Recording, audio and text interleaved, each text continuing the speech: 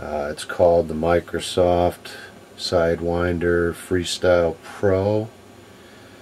It's very inexpensive right now. I don't know if they're still creating them, but you can pick them up on Amazon.com and a lot of times on eBay. They're pretty inexpensive. You can get them between $10 and $20. The operating system still detects them. XP detects it. Windows 7 detects them.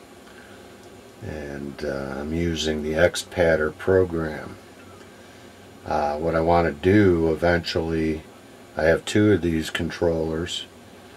I want to part one out and take the internal guts of it to make it, to put into the cab, the circuitry. What's nice about this controller again is it has a motion sensor.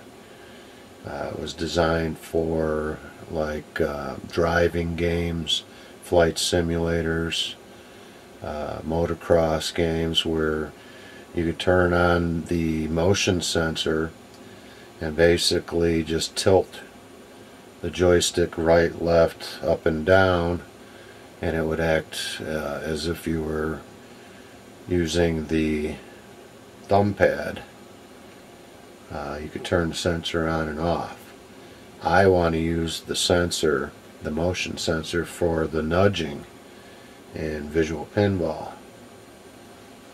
So if you see on the screen, as you see on the screen right now, I have XPatter up, and I have the motion sensor turned on this Microsoft Freestyle Pro, and I leveled it so that it is now in the neutral position. If I go into the settings in XPatter, you can see the center dot is centered on the cross pattern. You can adjust the sensitivity. Right now I have the dead zone at 1%. You can go as low, well, let me move this out of the way. You see how this button is red. That means it's real close to firing, but it's still in the safe zone. So if I lower the dead zone, it goes green. That means it's fired. So I just want it right above firing. In a cab, I will probably set up the motion sensor on some sort of fine adjusting screws, so that once I get the cabinet level where I want it, I can calibrate this motion sensor with the adjustment screws. Okay, so I set the dead zone at 1%. I'm centered. The diagonal size, you can play with that. Right now I have it at 50%. Seems to work pretty good.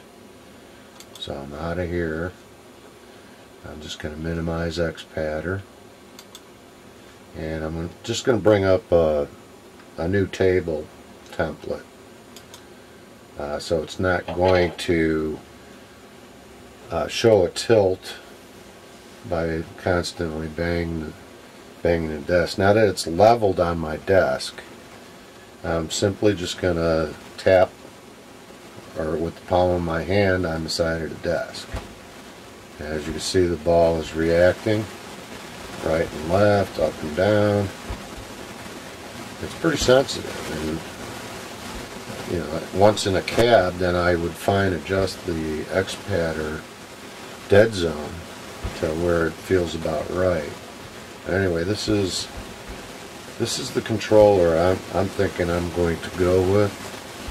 Very inexpensive. Like I say, you can pick it up for under $20 with shipping, and that would be one of the cheapest components of the cab.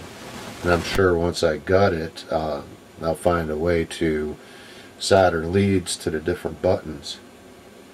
Anyway, so it works pretty good. I mean, you can see I can nudge just by tapping the ball, the thing around here, the desk. I'm hardly hitting it. I can control the ball nudging, actually keep it hovering in the air. So some of the sensitivity can be adjusted there. But right and left, you can do the right and left nudge straight up, and so forth. So that's that.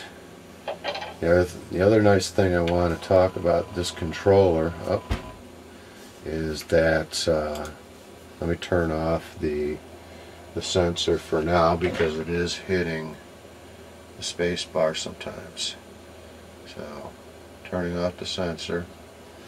The nice thing about this controller, the Sidewinder, is that it has 10 programmable keys, or buttons I should say.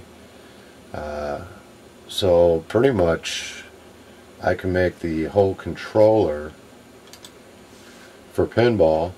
I mean, possibly for MAME I would want more buttons than 10, but on this controller in particular you got two trigger buttons. You got a start button, enter button, and you got 6 buttons over here. The other nice thing is it has this scroll wheel. Now this is the idea I'm looking to implement that is different too. Let me bring up this other screen in XPatter.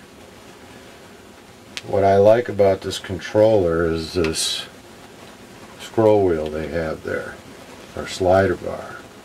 If you look at this green bar down here, the third one down, that's the scroll wheel, and you can scroll up and down all the way from 0 up to 65,535. Now if I could capture that value into a variable in Visual Pinball, I can have my plunger, which would take some extra scripting, but I can have the plunger go from 0, I can pull back to a third of the way and stop, and have the plunger in Visual Pinball depict the plunger being pulled back a third of the way and stop.